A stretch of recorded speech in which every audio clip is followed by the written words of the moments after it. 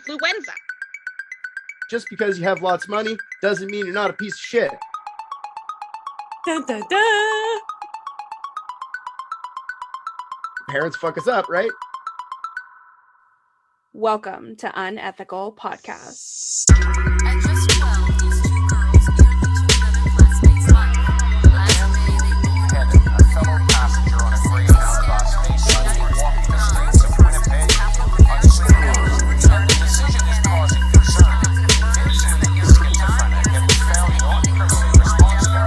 before being exonerated in 1993.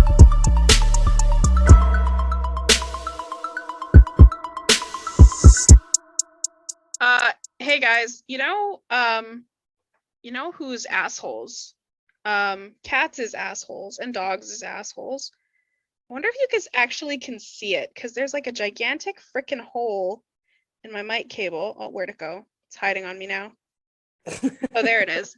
Do you see this? You probably can't see. Do you see this giant fucking Yes. hole Yeah. Yep. that they fucking bit all the way through my mic cable? I'm so mad. Yeah. Hey, man. Having animals sometimes sucks. You know what I mean? Sometimes it's Yep. awesome. As if, which one do you think bit through it? Was the Harvey? Popeye. Do you think Pop? Yeah, it wasn't Harvey. He's It a was good boy. Popeye. 100%.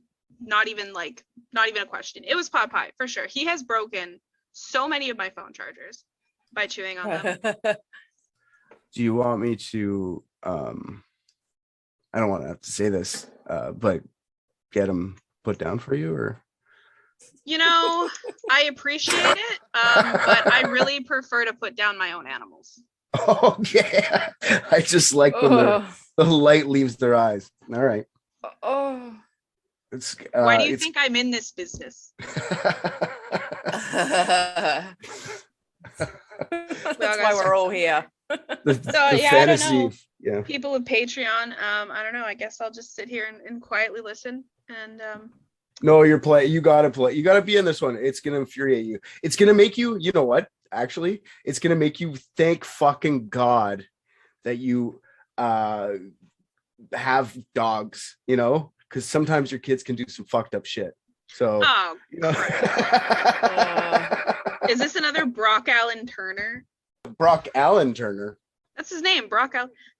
If that's him behind you, he actually looks like Brock Turner. I thought that was a picture of He Brock kinda Turner does when a you little first bit, put doesn't that up. I'm not gonna say his name. I'll wait for a bit. Are but- we there? Have we put out enough episodes that we forgot how many we've done and we're gonna start redoing them? No, it's not Brock. It's not Brock Turner. It's not. All right, well, I'll sit here and do this with you guys. Here, how's this? Do I sound okay? I'm not like breathing into the mic or anything. You're not No, breathing the you're mic at fine. all. It's The just quality awful. I was gonna say awful, but it's less than what it typically is. Big deal. Big deal. People can deal with one episode where Celeste sounds her mic is fucked. We'll kill the dog. I told you I was gonna put him down. It's a cat. The cat. Sorry. What? It's okay. I'm not surprised you don't know how to smash pussy properly. I'll be honest. Got Got him. him. Yeah, I'll be honest with you guys. This is my gaming headset, so if I start screaming that I had sex with your mom, I'm sorry. This is what I use it for. It just Triggered. happens that way. I got a question for you guys. You guys. Do Awesome. you guys like your parents? And Yes. if they listen to the show and you don't want to hurt their feelings, make like a peace sign for the camera. You know what I mean?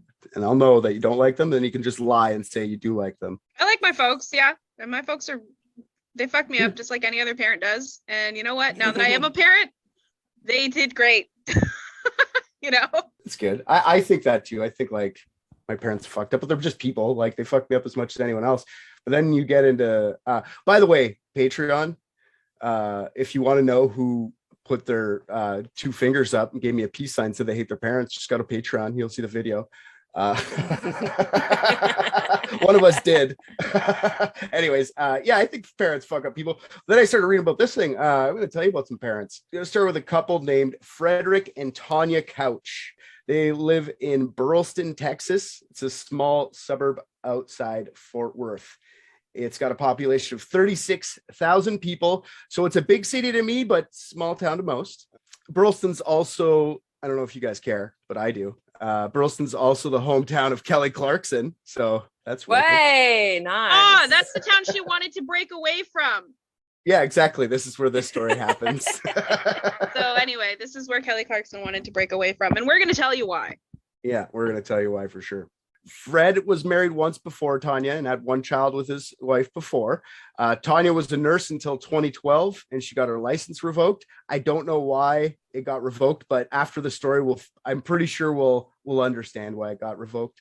Hey, Christy, can you tell us a few reasons why a nurse may get their license revoked? Stealing drugs, negligence, basically, not looking after your patients properly, or overdosing them, underdosing them, killing them. Yeah, that'll get your license revoked.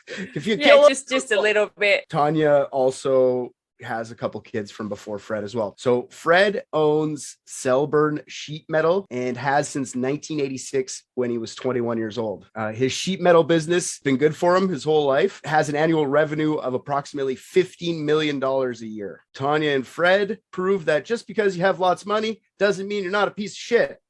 So let's do this. Fred has over 22 different charges over the years with little to no repercussions. A good portion of them is traffic violations. One for driving nearly twice the speed limit. Like if you have, I think he has 18 traffic violations, like bad ones. Don't you lose your license at a certain point? Like, you know what I mean? Not when you're the owner of a sheet metal company. Yeah, exactly. This town is probably tiny. All right. This is the equivalent of their freaking Bezos. You think the nepotism is not real in this town? It's real. Oh, for sure. Fred is described as one of those like loud Southern, take no bullshit, always angry kind of guy. He's a dickhead and it's part of his personality. He like wears it like a badge. Like he's a guy who'll be at the bar and be like, I'll take you outside and beat your ass. But the only difference is like he's super loaded. So he feels like he's invincible when he does it. Here's another couple funny ones. I went through all his charges. None of them are really that good. These are the funny ones, though. 1988 and 1992, he was charged with passing out worthless checks. So, like, this guy's a fucking millionaire. The first one's for $46 for a pair of sunglasses. So, like, why are you doing this? That he just never had to do anything. He just had to pay $800 to $830.56 as restitution, no charges. And the second one was for $26.41. So like he just didn't pay his gas. Isn't it harder to just like write out a check than to just not go like, hey, I'll be back with $21? This guy, I just like him. He's not like him in a like him way, but like as if this guy exists. I like that he exists. He's a character, yeah. Later in 92, he was stopped for a DUI. The officers give him a shit for like driving drunk, and he goes, yeah, shut up, bud. I make more in a day than you do in a year. And he's like, okay. And then he was questioned about this at a deposition. They asked, like, did you say that to the police officer? And he's like, yeah, probably. So like, that's the guy we're talking about. Just got a ticket for that too, driving under the influence. 96, he got some assault charges. Whoa! I just noticed the old woman on the other side of the glass in your picture, and now I'm fucking horrified. So fucking creepy. Yeah, she's coming into the courtroom. She's seen better days.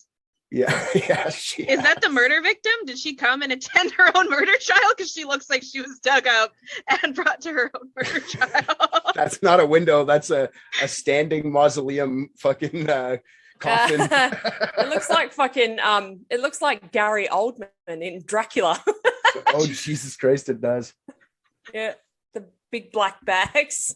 Sorry, wow, that is one freaky looking lady. Anyway, that's continue. okay. So 96, Fred starts the assault charges. He gets some assault charges on him. Records say that he intentionally and knowingly caused bodily injury to Tanya Couch by striking her on or about the face with his hands, causing Tanya to fall, and by grabbing on her at the neck with his hand, scratching her neck. She said that he smashed her head into a fireplace, and she decides not to press charges. Well, duh, he's fucking rich. He's the rich guy I'm married to. Better not do that. They were just freshly married too. They just got married earlier in the 96. They already sound like a pretty good couple. And I'm going to tell you right now, Fred is probably the bigger piece of shit, but like Tanya's a piece of shit too. Yeah, but he's the bigger piece of shit with the higher earning potential. You can't make much of a living as a disgraced nurse. Yeah. True. But yeah, she works for him now. Well, that's what she was doing, was working as a receptionist after that. It's completely her fucking lifeline, right? Like, you're not wrong. She isn't great though. In 2003, she got a charge for reckless driving. What she did was she ran someone off the road. Like, she fucking got in her truck and drove the front end into the fucking side of the road. Road rage? No, I don't know. They didn't say why she did it, but at the end of the day, all she got was a $500 fine and 6 months of community supervision. I guess that's Texan for like, we're watching you, you know, we got our eye on you. They were divorced in 2007, got back together, broke up again 2013. So they've been on and off their life until about 2013. Then they're done. Okay. Toxic. They have a son named Ethan, who's the guy behind me right now. And he was born in 1997, the year after they were married. And I have it written down here. He's an equally shitty piece of shit. It's true. I'm sorry. I feel bad for him because like he does have shitty parents. Parents fuck us up, right? He's descended from shit. He's a turdlet. He's a turdlet for sure. I want to like him, but I can't. I want to feel bad for him, but I don't. So fuck this piece of shit. All right. I'm just saying it now because I don't know how to feel over this whole thing. So I'm saying it now. I'm in the middle with That's okay. I'm sure we will eventually agree with you. but maybe not. But that's the thing. Well, we'll talk about it. Okay. Yeah. So what did I wrote? I wrote this. Ethan is a heap of shit, but the heap was shoveled and created by these two dinks. So I'm not really sure. Anyways, his parents got divorced 2006 when Ethan was 9. And as you can imagine, Fred and Tanya didn't have a nice separation like some people might if they were normal people. These two are not. These two fly off the handle. So Fred yelling all the time, fighting all the time. Police were at their house all the time. Mostly ended with like the cop being, hey, Fred, come stand outside and cool off. And then that would be the end of it. So almost every day they were there. They wouldn't even like hide it from anyone on the outside either. Staff at Ethan's private school said that Fred and Tanya would get in full-blown yelling matches in the parking lot of the school right in front of Ethan and everybody else. That's super toxic, like you said earlier, right? When they got divorced, the court ordered a social worker to come to their respective houses for an evaluation.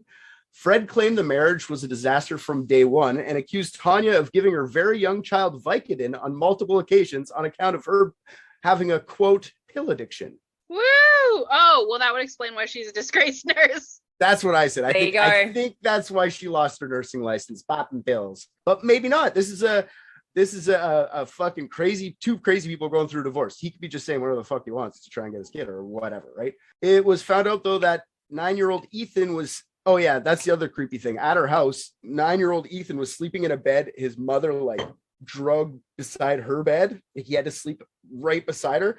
And he didn't really like, I don't know if he really cared or not because he was 9, but she was like, because he's my protector. You're like, wow. Oh. Throwing the kid in between you and the fucking crazy husband. Wow. Oh my God. I thought you were going to be like, it's weird because he's 9, but like Jack is 7 and he's like never slept in any bed but mine. And I don't care. But I was like, okay, maybe. No, it's weird because she's like using him as a shield. Yeah, like my protector. Yeah. You don't have your 7-year-old son in your bed because like you think he's going to protect you if someone comes in. No, he gets the wall side because I'm a good person. Yeah. I'm willing to fall out of the bed for him. Exactly. I said it's probably good they got divorced in the end of it. Like the whole thing was rough around the edges for little Ethan, but one of Tanya's daughters from her first marriage said she saw Fred hit Tanya while she was pregnant with Ethan. So like he was abusing them too. Like I don't know, man. This guy's a piece of work. Here's the thing with Ethan. He was really smart and he went to attended a private school. It was called Anderson Private School. And apparently it's a prestigious school for kids with exceptionally high IQ. Most kids that went to Anderson were in college by the time they were 16. So like X-Men. Yeah, exactly. Yes. Iceman. I don't think Ethan would have got him because of his privilege on that one. Like, I don't think his parents could have got him into a school like that. You know, I think he was actually smart, which is kind of sad. So these two dipshits had a genius. Yeah. Usually that's how it works, right? The dumb canceled out the dumb. Yeah. What's left? What's this polished thing? Honestly, imagine how bad that would fuck you up though. Like, I mean, I don't have this perspective, but imagine how screwed up you'd be if you grew up really smart and your parents were really stupid. Imagine how frustrating that would be. Yeah, it would be incredible. I agree it probably could be frustrating, but at the same time it could be like so negatively influencing you in a way like you could manipulate your parents in any way which way you want because they're too dumb to understand what you're doing. So you could get away with so fucking much. It might be the most fun for a young person. No, but they'd also be derisive, right? Because they'd be like, well, you're just a kid. And you're, as a kid, you'd be like, but but this is ridiculous. Like, what you want is stupid. This is stupid. How do you not see how stupid this is? I feel like that'd be really frustrating. No, for sure. I think it would be both. I think it would be like, just think about if whatever they're giving you shit for, you're smart enough to go like, okay, don't do that anymore. And like, I am just a kid, and play it like I'm so stupid that, anyways, I don't know. I feel like it would be more fun for us. It could be frustrating too. I would see that, but I just don't want to give away too much. That's why I better not. Sorry. That's just, I imagine that'd be really frustrating. Holy shit. Yeah. This is another thing that I was talking about with that too, Celeste. I forgot about it, is his parents adultified him a lot because he was so smart. That's what I think. I think they just like treated him like, okay, you're smart enough, you can do all this stuff yourself, so have fun. And when I say adultified, this is why I think that.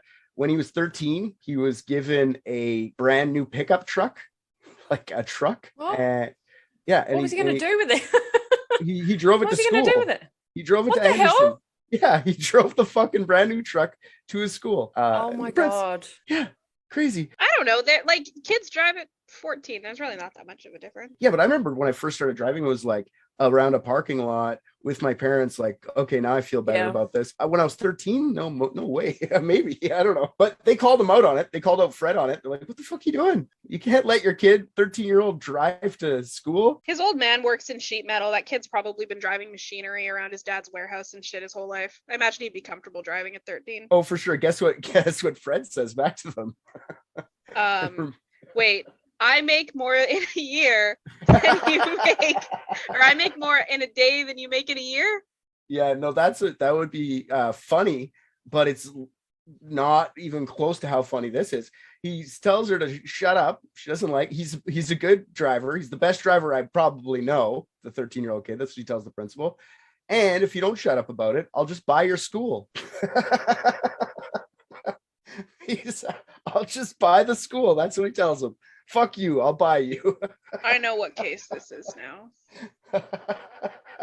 It just clicked. I know exactly what fucking case this is. And you're right. I am going to be outraged. Well, I've never heard of it, so I don't know Yeah. what's happening. Yeah. So yeah, the dad offers to buy the fucking school, which I find like such a hilarious power move. I guess once they explain to him, I think that you can't just buy a school, pulls Ethan out of Anderson, saying he doesn't need school anyway. He's just going to take over the family business very soon. So there you go. There's your life now, Ethan. So his parents take him out of school and they put him in some co-op program, quits that pretty quickly, and he starts community college when he's 16. Around the same time, his parents I guess Ethan's dad, Fred, gave him his own place to stay, like his own house. Far out. Mansion. It was considered his parents' second home. There was no furniture in the house at all, just a bed, a big screen TV, an Xbox, and a giant couch. Perfect. Oh God, it's a kid's dream. Yeah. Yeah. Yeah. I was like, I know dudes who are like 28 that live that way. Yeah. Yeah. Uh, They don't even own a full-size fridge. It's just one of those little bar fridges. Yeah, they've got a monster fridge, a lawn chair, 8 game consoles, and then one like 40-inch TV. and maybe a beanbag. No Yeah, bed. no bed. and the light bulb's been out for a while, but I'll get to that. Yeah. Yeah, and craft dinner, or I guess we have American listeners, whatever the craft macaroni and cheese and energy drinks. Yeah, that's the life. Mm. So he's got this house by himself. It's a mansion, no parental supervision. So he would host alcohol-fueled parties with him and his fellow teenagers. Why not? It's probably the only way they would hang out with him. Had a place to party and bought all the liquor. Ethan's first encounter with the police was actually at the age of 15 on February 19th of that year. Ethan got 2 citations for having alcohol as a minor and consuming alcohol as a minor. So that's the tickets that he got. But what really happened is he was caught drinking in a parked pickup truck with a naked, passed out 14-year-old girl in the back seat. It was fucking trash, whatever the fuck he had back there. So yeah, the cops are like, what are you doing? He was outside a Dollar General. Yeah. Dollar General, it's back again. He was out the front and Shannon was out the back. Yeah, Shannon Peddling and his- John were yeah, it's the same parking lot. Probably around Must the opposite be. side was the fucking leg show. This is this Brock Allen Turner though? Is this like, did they hush a little bit of like date rape kind of thing? Or did she say it like was consensual, or like she knew she was nude in his car? Oh, did Brock say that? No, this kid. You said there's a naked 14-year-old in his truck, right? Oh, he's 15. She's 14. I don't. Yeah, she's naked, passed out. Put it this way: he only got in trouble for drinking underage and having alcohol as an underage. None of this came up anywhere else. So the cops just called his mom. His mom was like, "What are you doing drinking out here? Don't be bad." They have her on, like, you can hear it on the police badge or whatever, her being like, "Why are you out here being bad? I told you, you didn't tell." She's like, "What are you talking about? I told you I was going to go." She's like, "Yeah, you go home now. Don't make me tell your father." It sounds so fake. Like, it doesn't sound like she's actually giving him shit. And then that's all you see. There's no like, was the girl okay? Why was she back there? Was this exactly? None of that was there. So who, God knows who. Well, I'm not blaming anybody for anything. What I'm saying, maybe it was all consensual. I don't know. All I know is they said that, and it adds to the whole fucking story because it makes it either. Could it be? Puts it in the air. Did it happen? I don't fucking know. Sounds like it did, Yeah. right? Yeah. So Ethan had too much freedom. He was acting out, and no one gave a shit at all. He didn't get in trouble for that alcohol fueled thing when he got home. When she was deposed, asking, like, when they're asking her questions later on about that time he got arrested, she was like, "Yeah, it was no big deal. Like, did you give him trouble?" Nope. Yikes. I just know that I would be in shit if I was a kid, or my kids did that. Wow, would they? Oh be in my shit. God. Imagine. I can't even imagine. Like, I know Oscar's like 10 and he's too little, but I couldn't even imagine Oscar like drunk in a pickup truck. You know, he's a good kid. No, that's what I mean. It's crazy to me that you would not even see, like, pretend you've been like, okay, I'm doing my pills and I'm working all the time. I don't give a shit about the kid. Like, there was a point when Fred was like, "How come you don't watch?" The counselor was like, "How come you don't watch? When do you see him?" He's like, "Oh, not that much. He plays one." It's like, "Why don't you watch him?" He's like, "I'm not his mom." That's what he told the fucking counselor. Anyways, yeah. So they gave 0 shits, but they should have just, as soon as you see that, maybe you're like, "Oh fuck, I haven't been paying attention enough," and then you give them shit and maybe start paying attention for a bit. Nope, not these guys. Yeah, I don't think Come they on gave home. a shit, but like nobody ever intervened. That's so wrong. Yeah. On June 15th, 2013, Ethan was planning on having a party like usual at his mansion. There were other people in the town that day that were having their own types of party. Kevin and Elisa McConnell were hosting a high school graduation party for their family friend, Evan Jennings. The night was approaching and the party finishing up. Evan's father, Pastor Brian Jennings, started packing up the folding chairs and tables into his pickup truck, a silver Chevy Silverado. Down the street, Eric and Holly Boyles were having dinner with their 21-year-old Shelby, who was home from nursing school. After dinner, they got all snuggled up in front of the TV and watched a movie as a family. Ethan Couch also lives in this neighborhood, just up the street from both of these other people. And he needed to score some alcohol for a party because they were running low at the party. Ethan and 4 of his buddies go to a convenience store and try to buy alcohol to no avail. So they drive to the local Walmart and steal 2 cases of beer. Then they head back to Ethan's to continue to party. And at this party, Ethan and friends were playing beer pong and doing shots of Everclear. Does anybody know what Everclear is? What percentage is It's that? like moonshine, It's isn't like it? insanely high percentage. What's the percentage on it? Yeah. Yeah, it's 190 proof alcohol. Yeah, It's grain alcohol. 190 proof. It's Ooh. you can light that shit on fire. Okay? Yeah. And it's got like, Yeah. oh my God. Yeah. Anyway, sorry, I'm about to divulge a little too much of my youth. My mom. Yeah, it's 190 proof alcohol. Just to give you some perspective, regular vodka or gin or whatever is like 80 proof. So 190 proof. 190 proof, it's even banned in It's some double, states so in the US. yeah. That's how high it is. So what I did find was funny about that, since there's 190 proof banned in a few states, Everclear just made a 189 proof version and sold that instead. I find that fucking hilarious. Fuck you, coppers. I'll just make one less, you cocks. It burns like hell. If anyway. you straight shot Everclear, you are going to the hospital. Right away. So according to the manufacturer of Everclear, actually, it should be viewed as an unfinished ingredient, not consumed directly on its undiluted form. Yeah. So yeah, they're just doing shots of that. That's good. And they were doing that until about 11 p.m. One of Ethan's friends who actually, I think she was the only one not drinking, but there might be another one too, but she wasn't drinking. Her name is Star Teague, and she told Couch that she needed to go to a convenience store or a gas station or whatever. Ethan tells her, sure, grabs his keys, let's go. Despite Ethan's friends telling him he's too drunk to drive, Ethan and his 7 friends get into his dad's company's red Ford F-350 anyway. 6 were in the cab, 2 were in the truck bed. Not one of them wore seatbelts. At about the same time, the movie at the Boyle household was just finishing up, and the 2 Boyle women looked outside. They noticed some commotion outside their house. The 3 of the Boyles go up to investigate to see a Mercury Mountaineer wrecked and spun out into their neighbor's culvert. Brianna Mitchell's tire had blown out while driving home late from a catering gig earlier that night. Boyles ran to the scene to see if everyone was okay, and the driver, 24-year-old Brianna, was shaken up, but otherwise fine. The Boyles let her use her cell phone. Brianna called her mother for help, and back at Evan's party, the McConnell's house, 12-year-old Lucas McConnell and his friend Isaiah McLaughlin asked his very trusting mother if they could ride with Pastor Jennings to help him return tables and folding chairs. Not something I'd say yes to, but give her. As the pastor and the 2 kids drove down the 2-lane Burleston-Retta Road, they saw a spun-out Mountaineer on the side of the road. Being the good guy pastor he is, he pulled up and decides to see if he can help. He tells the kids in the back seat to stay in the car, keep your seatbelts on. As they pulled up, Eric Boyle was pulling the mailbox out of the ditch and into his garage. Holly and Shelby greeted the pastor, and they were all just waiting beside the wrecked car on the side of the road for Mitchell's help to arrive. Probably doing that thing like, don't worry, that'll buff right out. Or like, it looks worse than it is.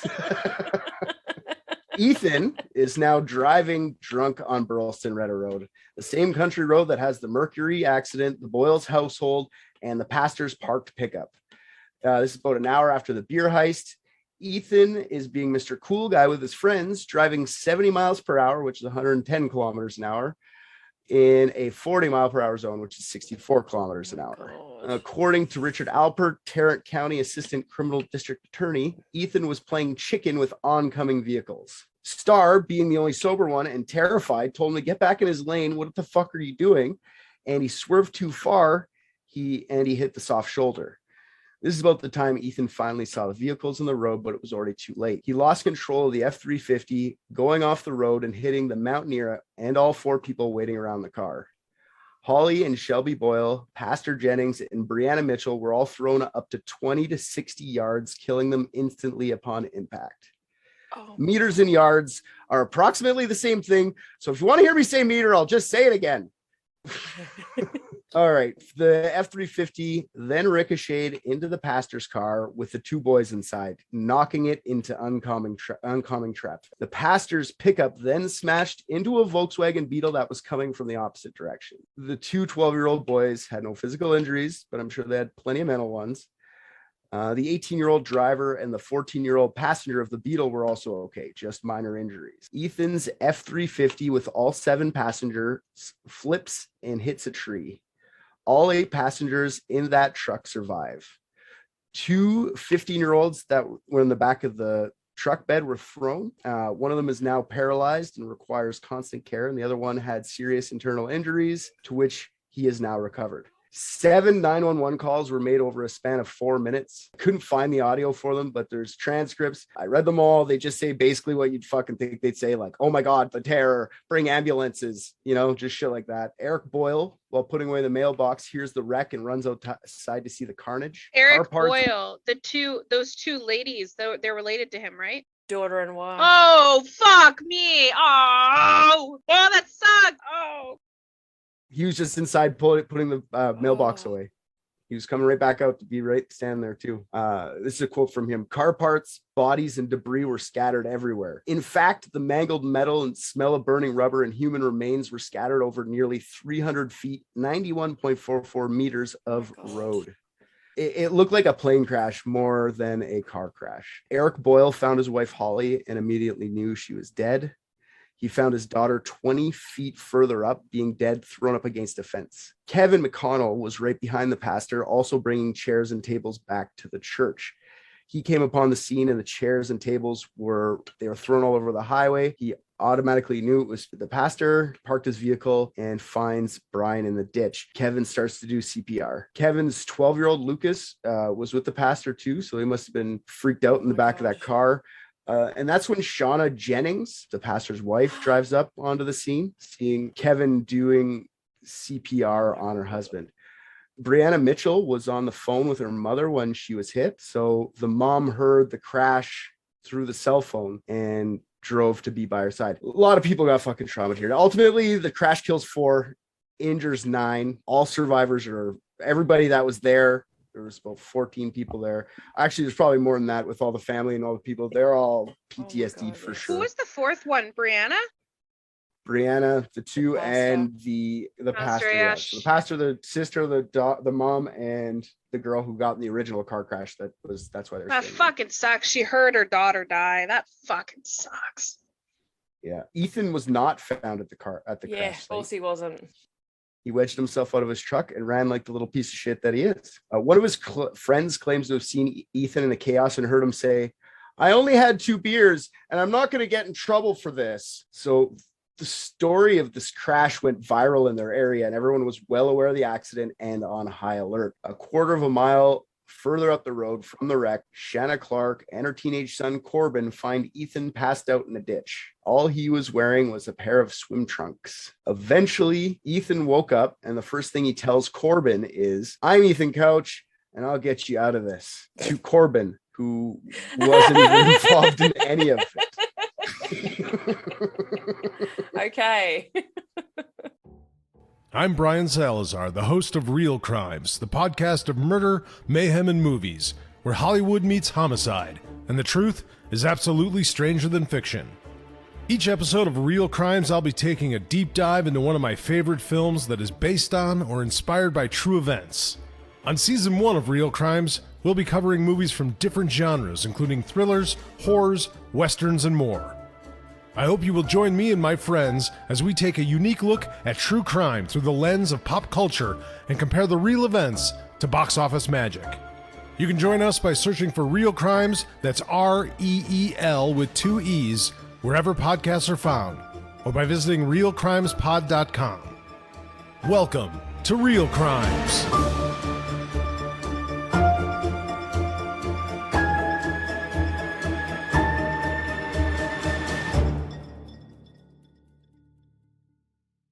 Shanna and Corbin try to call an ambulance for Ethan, who resists, saying, "I can't afford an ambulance. I can't afford this." 3 hours after the accident, they test his blood alcohol level. It was 0.24. Oh, 3 times over the legal 3 limit. hours afterwards. Oh, Jesus. Exactly. Who knows how high it was 3 hours before, but it was higher than 0.24. Look, you Wow. can blame this on drunk driving as much as you want. All I'm saying is that if the sober person hadn't said anything, it wouldn't. Yeah, that's true. I think if the sober person would have just picked up his keys and went, he wouldn't even notice, and she'd be back there partying to this day. But also, there was also Valium and weed in his system. Now, Valium, fucking no thanks. I'm not driving on that. Also, weed. I'm a pro weed person. Okay. But this doesn't make you a better driver. I don't care what the fucking hippies want to tell you. It's not true, especially when you're drinking grain alcohol. So I don't think you should be putting anything else in you or driving at all. So after the scene was over and looked at and everything, Sheriff D. Anderson said that Couch will face criminal charges in juvenile court, and he would do anything to help the prosecutor seek justice. In the next few days, Ethan is charged with 4 counts of intoxication manslaughter and 2 counts of intoxication assault, which, okay. Texas is a weird place. Yeah. Couch admitted guilt, and a sentencing hearing was set for that December. At the sentencing hearing, Couch's legal team called Dr. G. Dick Miller to the stand to testify on Couch's behalf. Dr. Miller testified that Ethan couldn't understand consequence because of his wealth and upbringing, where there was never any consequence to his actions. Dr. Miller testified that Ethan shouldn't be the only one held accountable for his actions because he suffers from affluenza. His parents should have to shoulder some of the responsibility as well. Now, what exactly is affluenza? I got to do one thing here.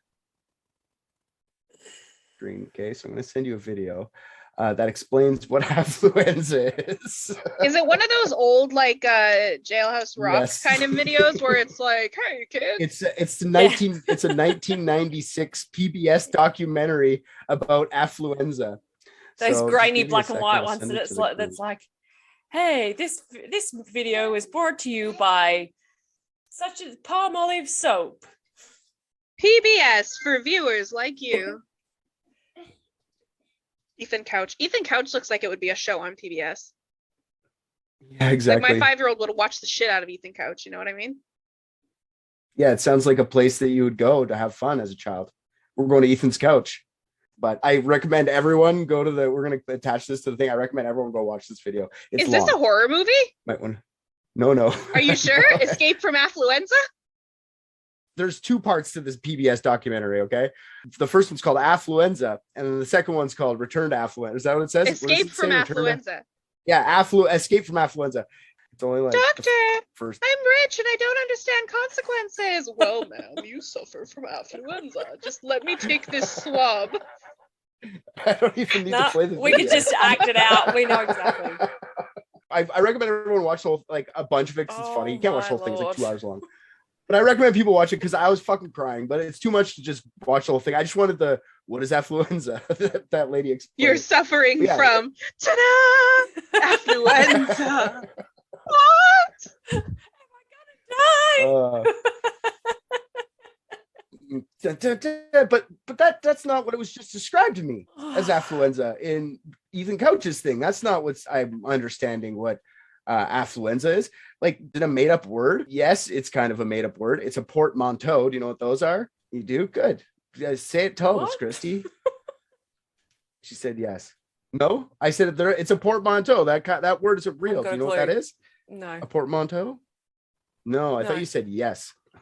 It's when they take 2 words and they Oh, okay, jam them yes. together, like breakfast and lunch and Brinner. brunch, or like smoked. Guesstimate. Yeah. Guesstimate, exactly. But for affluent and influenza, so like the sickness is supposed to like, whenever you're just trying to keep up with the Joneses, you got to get more and more stuff, and you're never. They've started happy doing that anymore. with COVID That's as what- well. that- Like they're doing like what is it? Flu-rona and corfluenza, cofluenza, because they reckon there's these. Yeah, they're haven't saying that heard there's that. these new strains that are mixed with the influenza virus. They're trying to decide good. whether they're going to call it cofluenza or flu-rona. I can't wait for a year from now and Netflix has the movie Cofluenza. Like they've mutated together. All disease are one. Netflix this summer. Anyways, you remember when fucking like when the corona first hit, they had a movie Greenland or whatever out within like a month. I forget what it was called. Within a month of her being a pandemic, like let's make a pandemic movie. Like thanks Netflix. Like so I was like, I don't know what fucking affluenza means anymore because this video tells me it's about like trying to keep up with the Joneses, but the other one's like he doesn't know any responsibility because he's rich. So I start going around the internet, and it's not easy to find a definition for affluenza because it's not a real thing. So there's all sorts of definitions. I try to figure out where it came from. An old man said he's been using it since 1954, and he's like trying to petition Oxford English Dictionary to credit him with the creation of the word. They're not doing it. I don't know why there's a fucking whole article about it, but that's how far this has gone. Because he's people. suffering from fucking affluenza. Right. Oxford English Dictionary. Here it is. Mass noun, a psychological malaise supposedly affecting wealthy young people, symptoms of which include lack of motivation, feelings of guilt, and sense of isolation. Okay, that's pretty fucking vague. Let's cross-reference that with Merriam-Webster.com. Okay, definition of affluenza: the unhealthy and unwelcome psychological and social effects of affluence, regarded especially as a widespread societal program, such as who gives a shit? It's this fucking guy. You want to know who gave me the best answer to affluenza? Was Investopedia.com. Oh. Like, all right, yeah, what the fuck, man? A social condition that arises from desire to be more wealthy or successful. It can also be defined as the inability of an individual to understand the consequences of their actions because social status or economic privilege. That's the Dr. Miller version of what Yeah, he's exactly. talking This about. was developed specifically, this definition, to fit this case because they're like, Exactly. he's rich, but we need to make it a bad thing. My point is, I'm just trying to point out that this isn't real at all. Investopedia had the best thing. Anyways,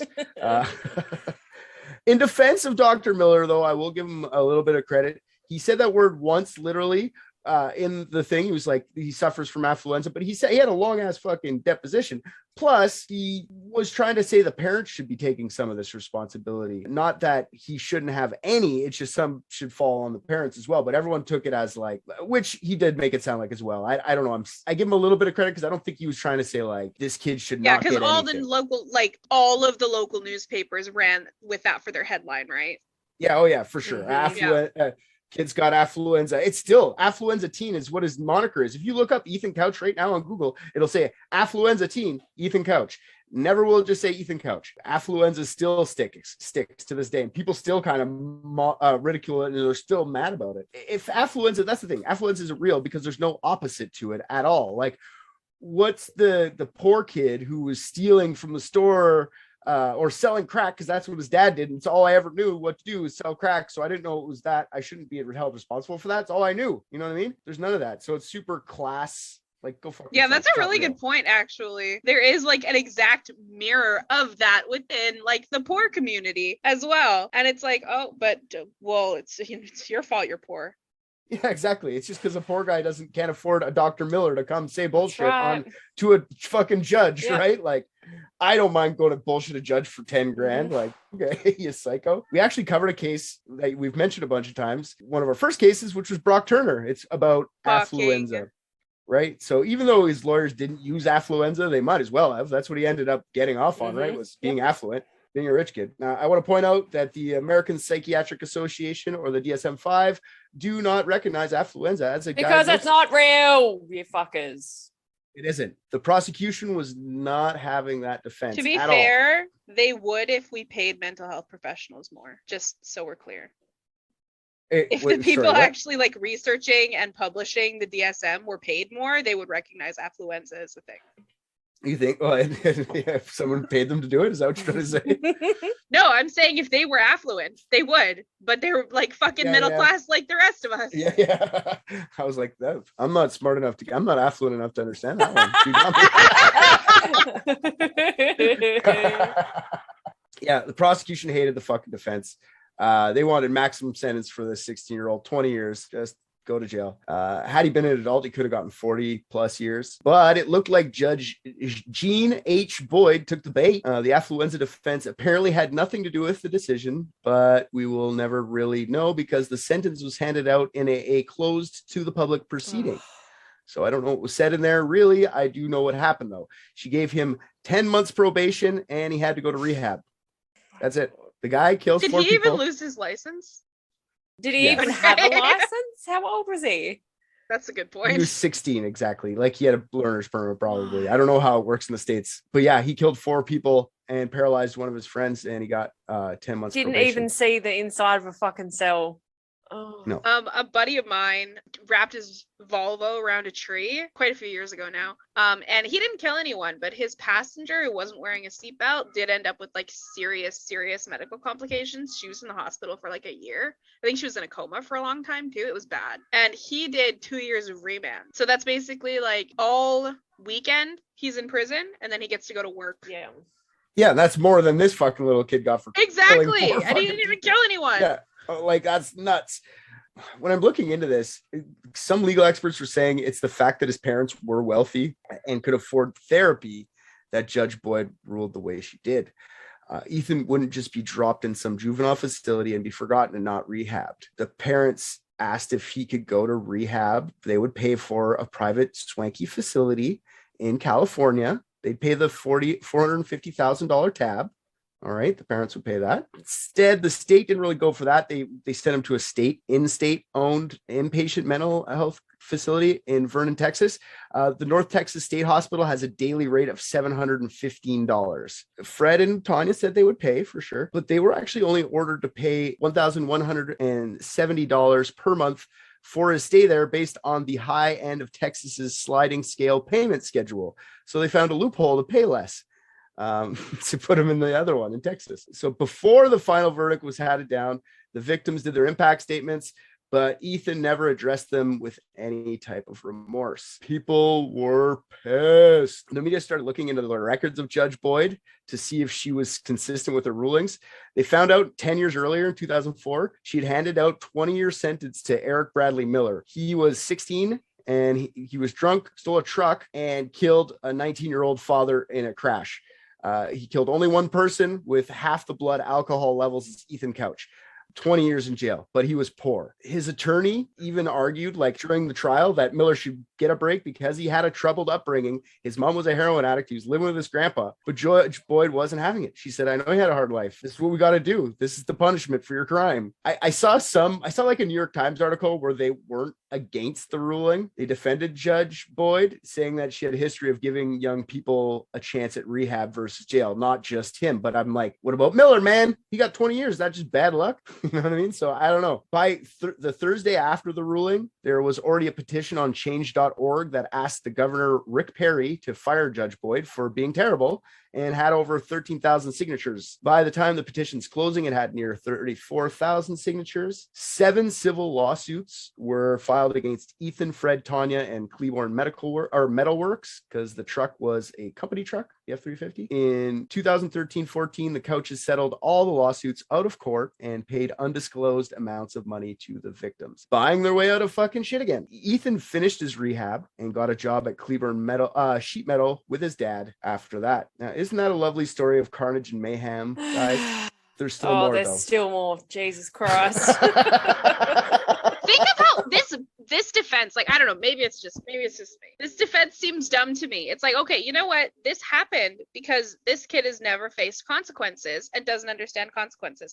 Like, I feel like as a defense, it's kind of like, so what you're saying is we should give him consequences. Prison it is. Like, what kind of defense is this? Like saying he's never had a consequence, so we shouldn't give him one now defense? I don't know. Exactly. He's never been disciplined in his whole life, so you guys shouldn't start now. Like, come on. Yeah, if you don't start now, I don't know. I think they were just pleading for like a low sentence. They weren't like asking for that. I think this judge is misguided to the He's not misguided. His pockets are heavier than they were when he went in there. It's a lady judge. Okay, her pockets are then. But my point, she's a judge and her husband is a dentist. I don't know. I don't think they're gonna take. I don't know. Maybe They suffer from affluenza as well. Of course they do. They make a fuck ton of money. So does the prosecution. Everyone in a courtroom, basically, except for a public defender, suffers. Yeah, I think it's like outrageous that she did that. But you're right. It could be just because Buddy always just pays people off. So Freddie boys like that. Well, duh. She has affluenza. She no longer finds excitement in the amount of money she has. So that's why rich people will always take more money. Affluenza. Dun, dun, dun. Sounds real. Dun, dun, dun. Sounds real. You said that convincingly enough for you to make me convinced as a judge. Whatever you want. What did you say? 10 months? I've just blown this case wide open. Solved. Okay, so there's more shit that went on after this happened. So first of all, let's just get Fred out of the way. He did something fucking weird. What a surprise. This one's just, I don't get why you'd even like, let me know what your thoughts are on this. In 2014, he was arrested for impersonating a police officer. Yeah, he's like going around, my yearly salary is $35,000.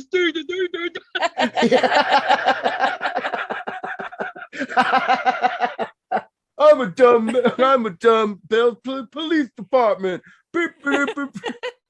And it's the same cop, but he's like, all right, buddy, you're fucking done. I've had enough. Same cop that pulled him over the first time. Yeah, no, they encountered him during a disturbance call. He was armed and confronting some guy about an incident from a few nights before. Don't worry, his weapon wasn't drawn or anything, but he just had a gun with him. But then he pulls out a badge and ID and shows the cops and is like, I'm a police officer from the next town over. Don't worry about me. Oh my God. The cops are like, yeah, no, you're not. They like checked his credentials. And found in this small town where he's like the richest guy and everyone probably knows who he is because his son just committed like a heinous crime, and he's like, nope, I'm a cop from the next town over, and all the cops are like, no, you're fucking not, you're that couch asshole. Yeah. We all know who you are. We all know it's you, Fred. Yeah, Stop fucking around, what the fuck okay? is Fred doing? What is Fred doing? I was like, what is going on right now? Why am I reading this? But I have to put it in. My name's not Fred. I am Special Agent Stephen Lounge Chair. I'm Tom Computer Chair. All right. This guy. Anyway, so they didn't really give any more details as to who the fuck or why the fuck he was there or whatever. But I mean, they have dash cam footage of him like pulling out the fucking thing from his wallet, showing the cops. Like, okay, all right. He was actually found guilty of doing this and spent 120 days in county jail, pay a $260 fine plus court costs, and be on probation for a year. He got more jail time than his kid did for killing 4 people. Oh my God. Yeah, he did. There's more. On December 2nd, 2015, and guess what, Celeste? We're giving it out today. Okay, you're going to both find out. On December 2nd, 2015, a 6-second video surfaced on Twitter of a bunch of teenage boys playing beer pong at a party. One of those kids was 18-year-old Ethan Couch. Ew. A clear violation of his probation. At Blonde Spectre wrote in a tweet, "Your boy Ethan Couch violating probation. I got more if you want him." At City of Burleston, at Tarrant County DA. Good on you, Blonde Spectre. Yes. You've earned Bush of the Week. Yes. You got Bush of the Week.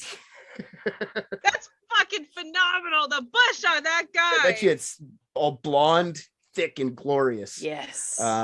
So a probation violation Fuck yeah, could land man. Ethan with jail time up to the end of his probation, or jail time up to the age of 19, or it could put a lot of stuff could happen.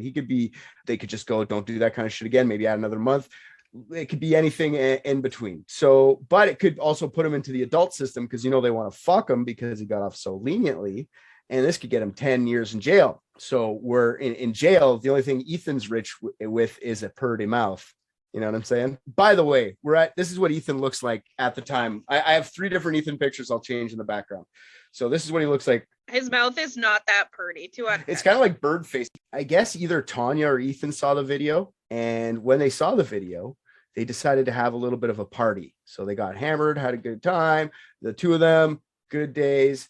And then the next day they packed their bags. Tanya took out $30,000 in cash, called Fred, told him that he would never see either of them ever again. After Ethan missed his regular checkup with his probation officer on December 11th, 2015, a warrant was issued for his arrest. Sorry, she took out $30,000 and said, "You'll never see either of us again." Bullshit. It's $30,000. You'll see her by the end of the week. How far is $30,000 going to take this woman? Are you kidding? Fuck off. Tanya and Ethan are both declared missing, and the hunt for Ethan became a federal matter because they had thought he'd left the country. The FBI, U.S. Marshals, and Border Services were all on high alert. A $5,000 reward was offered for information leading to the arrest of Ethan Couch. The mother-son duo crossed into Mexico by pickup truck through the border in Tijuana. On December 20th through the 23rd, they rented a condo at the Los Tules resort in Puerto Vallarta, but were asked to leave because the condo's owner was coming in for Christmas. While they were at the condo, they ordered Domino's pizza. This phone call is how the U.S. Marshals tracked down the pair. On the 28th, Tanya and Ethan were arrested by local authorities in the old town in a shitty little apartment that brought attention to them very easily because they're in the old parts of Puerto Vallarta where the only 2 people who speak only English. You can get Domino's in Mexico? Apparently, if you're on a resort, they were on resort for 4 days. So they probably called Domino's. That's so. Why would you? It's Mexico. The food there is so good. Why are you ordering pizza? because now they live in Mexico. They want one last taste of home before they're just eating tacos and burritos for the rest of their lives. Avoid the fucking Noid. Yeah. Avoid the noise. We've gone over If this. they had listened to an ethical podcast and avoided the Exactly. goddamn Noid, Jesus they'd Christ. still be in Mexico right now. Yeah, so Ethan dyed his hair. Oh my black. God.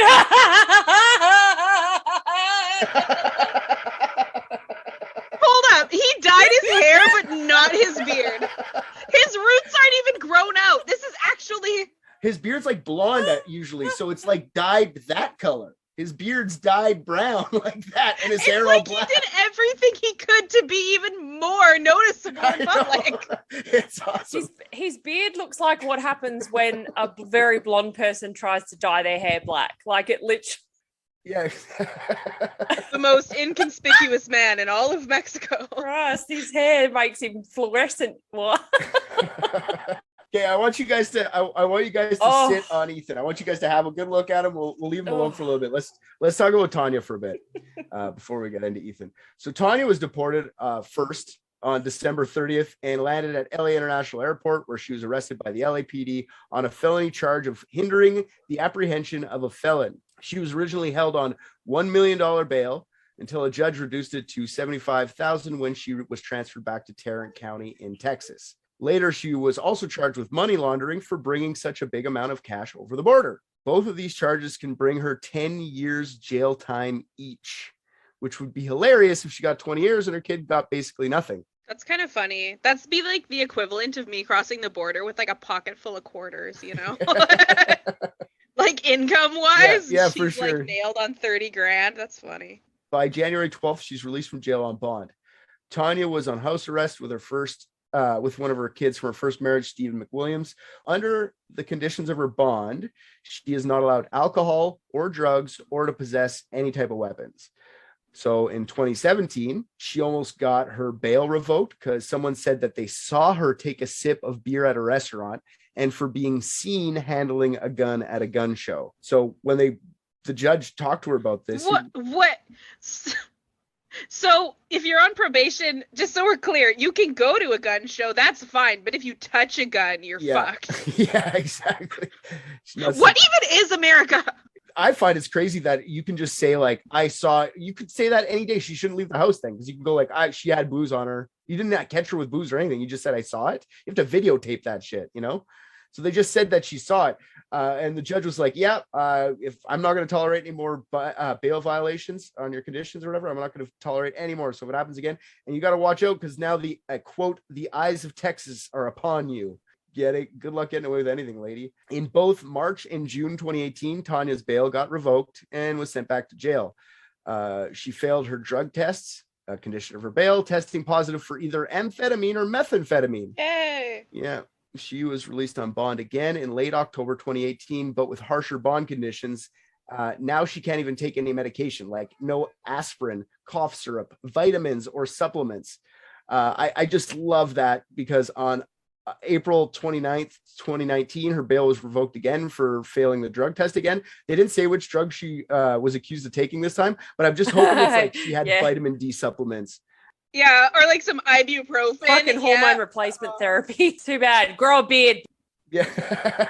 Yeah. And then in June 2019, she filed an affidavit for indigency, meaning that she claims she cannot afford fees related to her case anymore. She is indigent. That's the word. So she's been cut off by everyone. And she says she can't get a job when she's out either because everyone knows her and hates her. She is currently in Terrace County Jail awaiting trial. And I wish it wasn't in limbo like this because this was a while ago, but her trial's fucking taking forever because she's appealing all her charges. She's been trying to get her money laundering charge dropped and it hasn't been working. It went all the way to Supreme Court and they even denied her. So I don't know if anything fun comes out with Tanya, I'm going to keep paying attention to her. But that's it. She's in jail right now, waiting a trial she could get 20 years in jail, more than her son ever got. Good. Being a druggie. Does anything happen to his father at any point, or is he still just like getting drunk and threatening to beat people up, or like impersonating a cop? Impersonating police officers. He still has the business. There's 40 people that work for him. I guarantee he's being an asshole. Jesus but doing fucking it Christ. Oh my God. Comes into the workplace just dressed up in his cop uniform. This is a life lesson. Don't protect your children. All right. Be the guy that doesn't protect your children. Nothing bad will happen to you. Yeah. Yeah, exactly, for sure. So we'll go back to Ethan in Mexico. So on January 28th, Ethan was deported from Mexico to the US. It was a few weeks later than his mom because he'd filled an injunction that would allow him to stay in Mexico for 3 days while a judge looks into his extradition back to the US, seeing if it was against his rights or not. Remember I said Ethan's smart? I don't know if his mom was guiding him in any of this. He's like, fuck this. What kind of legal shit can I do? And then he figured it out how to stay there because he didn't want to go back to the US. The review of his deportation took longer than the 3 days because it was Christmas. It was basically Christmas when they caught him, 28th of December. It actually took them 28 days to get around to it. After the 28 days, Ethan dropped the injunction and he was deported 2 days later. Maybe it was just to get his mom. Maybe they had a plan. Mom, go buy time, go do some shit for me before I get back. I don't know. I don't know the plan on that. Why he just dropped it after 28 days. He's in a Mexican jail too. Maybe he's like, I'd rather be in the US. That could be it too. I don't know. Right. He wasn't flown to LA. He was flown right to Dallas and put into Terrence County Jail to await sentencing. Since he was a teen when this crime happened, he was under the juvenile court system. Since his mom went with him and took him, she basically got more of the brunt in it because he's considered an 18-year-old. I don't know. I think that they're considering him a youth in this one because they're talking about earlier that he could have got 10 years, but this year they're saying the max he could have got would be 120 days in prison and finish his 10 years probation. I think they were considering him a kid because they knew his mom was fucking taking him. She's like obviously the problem in this situation more than he is. Obviously he's good, but like his mom's like, I got 30 grand, let's do it. Like, you know what I mean? He's just drinking with his friends, being an idiot. On April 2016, just before his birthday, the judge moves his case into the adult system. Under the adult system, with his probation violation, all that, Ethan would only still be looking at 120 days in prison and finish his 10-year probation. But if he violates his probation again in the adult system, he could face 10 years in prison for each person he killed. So I think that was the big shift, is try and get him in the adult system and then keep him on a fucking tighter leash there, right? Because obviously you can't get in enough trouble as a kid to care. Might be the best way to actually get justice for what he did is just hope he screws up again. Yeah. Give him another opportunity to screw up. Yeah. And after hearing the prosecutor's arguments in the probation violation hearing, the judge decides that he's going to give more than 120 days of jail that he would normally give someone in a similar situation to Ethan. Instead, Ethan was sentenced to 180 days in jail per person he killed. Yeah, it's still only 720 days in jail, which is like 2 years. I wouldn't want to spend 2 years in jail. Good. It's better that he got that. I agree. But I mean, fuck, killed 4 people. That could be life in prison, right? Like, these people are pissed. He still has probation when he gets out. And people were pissed. Like, yeah, Mothers Against Drunk Driving was pissed about this lenient sentence. They released a statement about Ethan's sentence, which I'm not going to read, but I'll give you the gist. MAD says drunk driving isn't taken seriously, and it should be. And they will be watching Ethan because obviously there's a lot to be done to hold drunk drivers responsible. They don't say that they're like watching Ethan specifically, just watching, but I'm assuming it was a veiled threat. MAD does not fuck around. Did you ever have to watch a MAD presentation in school, like a Mothers Against Drunk Driving? Oh, fuck yeah. Oh my gosh. The MAD videos asked me to talk to my manager. Like, that's how caring they are. I watched one of those when I was like 12, and they showed us like charred corpses and horrific car crashes. They are not fucking around. They do not want you drinking and driving. The eyes of Texas are upon Ethan too, I guess. If you listen to Ethan, oh yeah, I was telling Ethan, buddy, if you get curious and you start listening to podcasts about yourself, just know that, man, Texas wants to fuck you up. So be good. Ethan was released from jail with no incident on April 2nd, 2018, with lots of restrictions. He had to wear an ankle monitor to avoid fleeing to Mexico again. He has to submit to drug testing and wear an alcohol detection patch. Ethan is allowed to drive, but he has one of those breathalyzer things to start the car, and he's got a 9 p.m. curfew. Less than a year later, in March 2019, the ankle monitor restriction for Ethan was lifted by a judge, but that's it. Now, on January 2nd, 2020, Ethan is arrested for violating his probation. I'm fucking God's shocked. sake. They found that he had THC in his system, and they threw the book at him, right? 10 years per murder, right? Like they said? No. Wrong. No, he was released a day later on January 3rd, 2020, because authorities didn't know if the THC came from illegal weed or legal CBD oil. It was such a weak positive that they weren't confident enough to do that. Why is he taking CBD though? Like, what does he fucking have? Glaucoma, aches and pains? Like, what is he? Like, come on, guys, like, ask some questions. Why do you need It's CBD? for his affluenza, Richard. Yeah, Don't be yeah. so rude. Yeah, CBD is a cure for affluenza. Yeah. Honestly, just let this kid smoke weed, though. It might be better for him to just chill him out. But if having THC in his system is the only way to get him in jail for life, please keep weed illegal in Texas until this happens. Yeah. Yeah. This guy's probation ends in 2024, and I assume at that point is when we're going to see him in the news again, because clearly he probably won't learn his lesson from all of this. Or will he? Or has he? He's been relatively quiet compared to his mom. His mom's looking at 20 years in prison right now. Ethan's basically out free.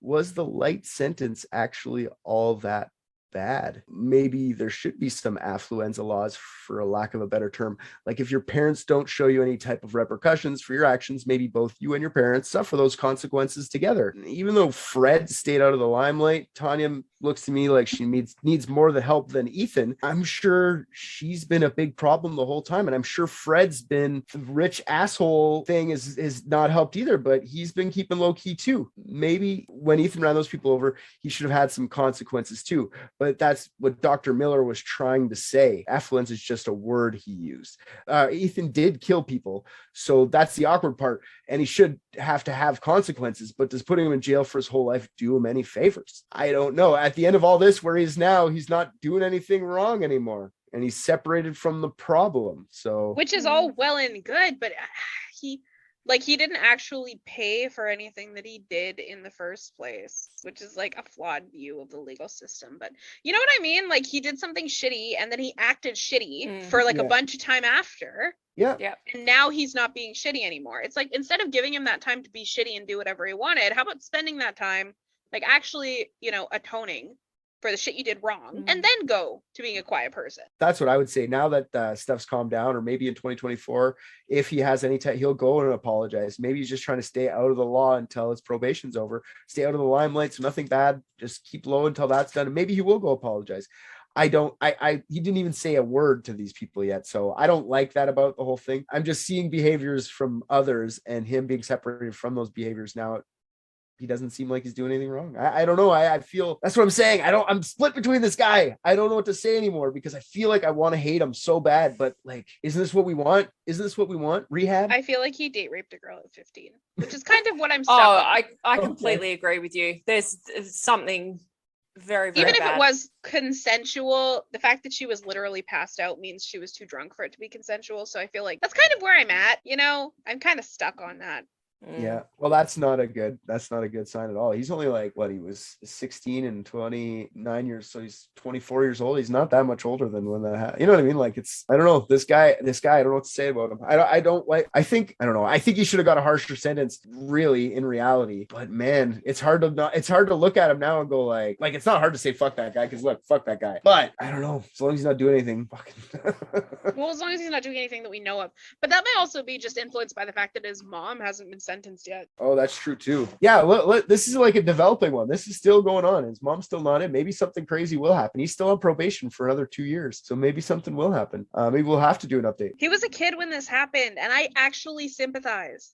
Yeah, like, kids are stupid and kids do stupid things, and I don't believe in a lot of situations that they should have to trade their entire life for stupid decisions that they make when they're kids. Yeah, and I'm all on board for this trend of the parents being held accountable too. The Ethan Crumbly case, like, they're fucking throwing the book at his folks right now, which I'm like thrilled about. This is something I want to see more of, but I don't know, man. Well, as like from a work perspective, where I work, to someone who works for you, you're supposed to do every reasonable precaution to keep people safe, right? Or to keep people, so that standard should go across the parents and caregivers. Of course.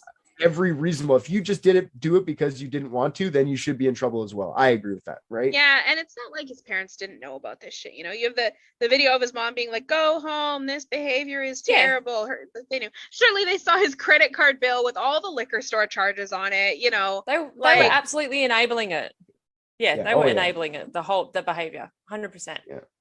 Yeah, and nothing bad had happened before, right? That's kind of where you're at. It's like, he's probably driven drunk hundreds of times. Nothing bad's ever happened before. Why would something bad happen this time? It's because there was someone sober in the car this time.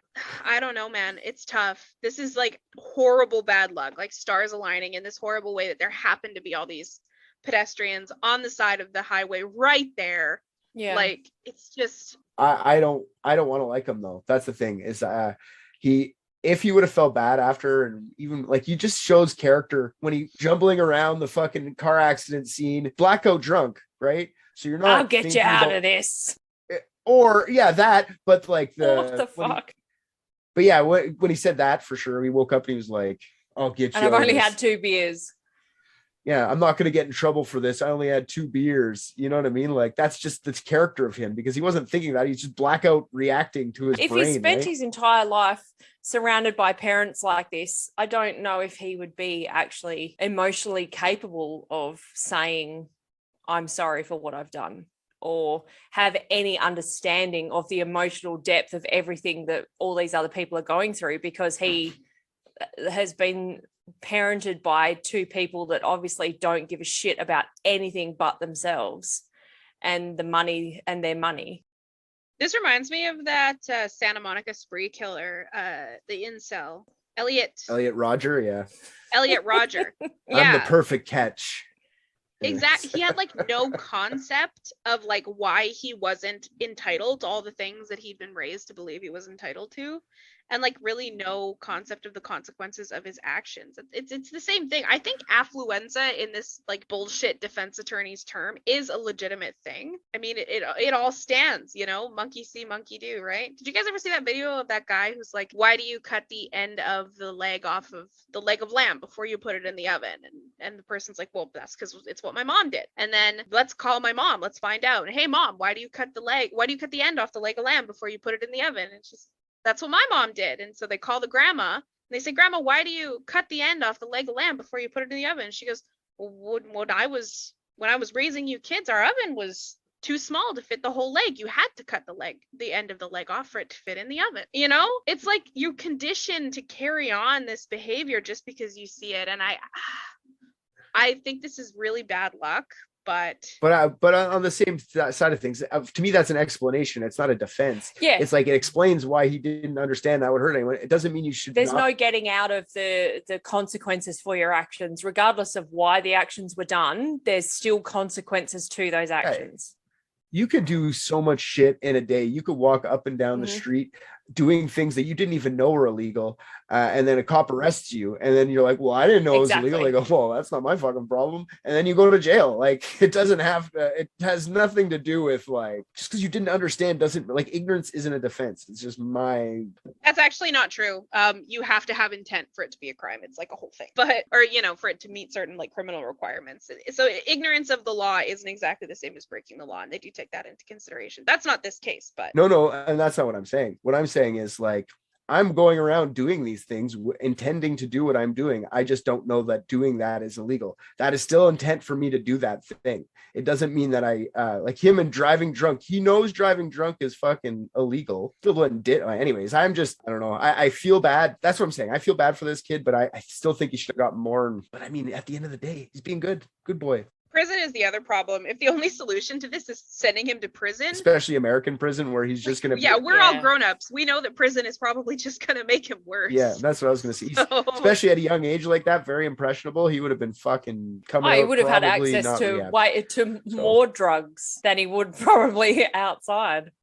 I just want Fred Couch to get in trouble. That's what we all really want in this. We need to get Fred in trouble somehow, right? Somebody's got to go to a sheet metal business and be like, clay ceilings are better, or just get him to come out and punch you out. Somebody in Texas, go take one for the team. He'll come out. He'll come out.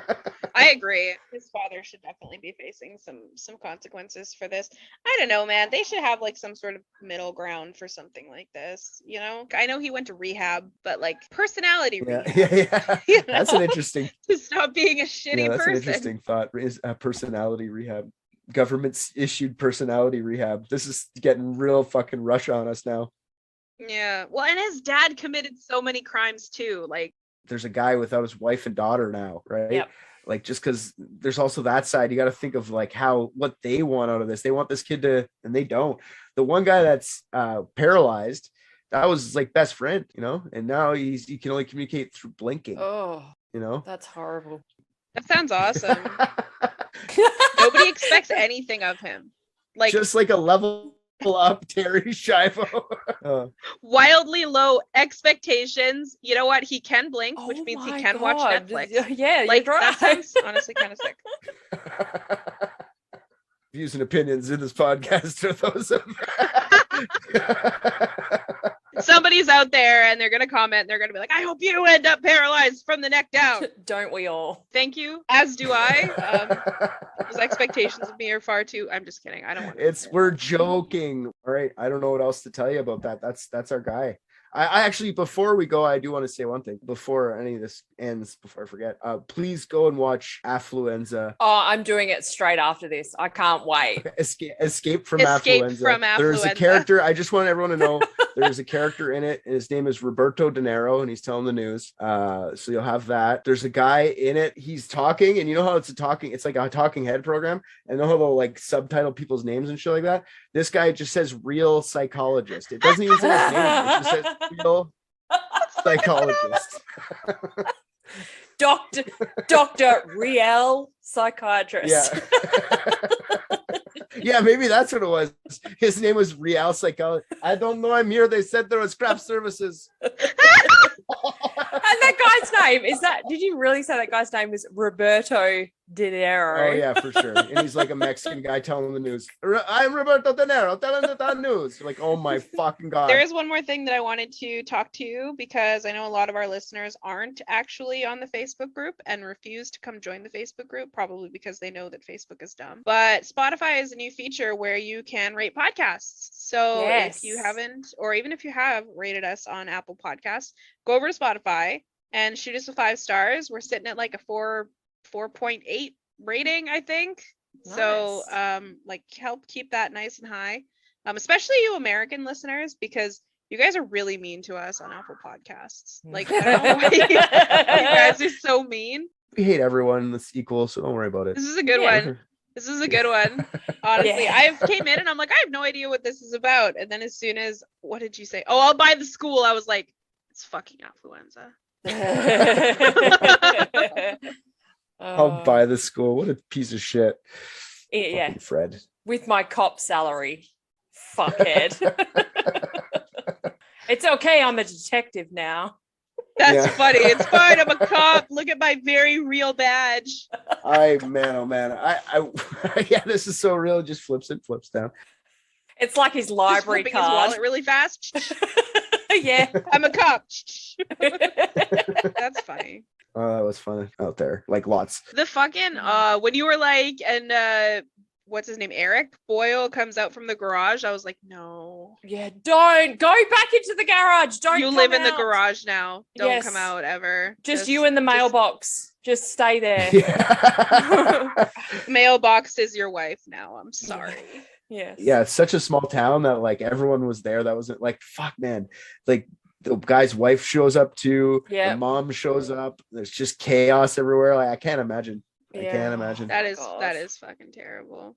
Mm-hmm. Yeah, I don't know. That's another factor here too, where it's kind of like, what do they want? Do they want him to rot in prison? Okay, send him to prison. But at the same time, they all sued and got money out of it. I don't think it matters. I don't know. She lost her daughter. He lost his wife and daughter. I don't think it matters how much money you have. Yeah, this is a hard one. This is like Humboldt, where it's kind of like what you did was horrific and like you changed so many lives and ended so many lives. But at the same time, it's kind of like, I'm not comfortable saying it's entirely your fault. Yeah, I disagree because Humboldt, yes, it's like Humboldt in that way, but at least fucking Buddy felt bad. This guy still 2 years later playing beer pong again. Like that's how you got in trouble the first time, bud.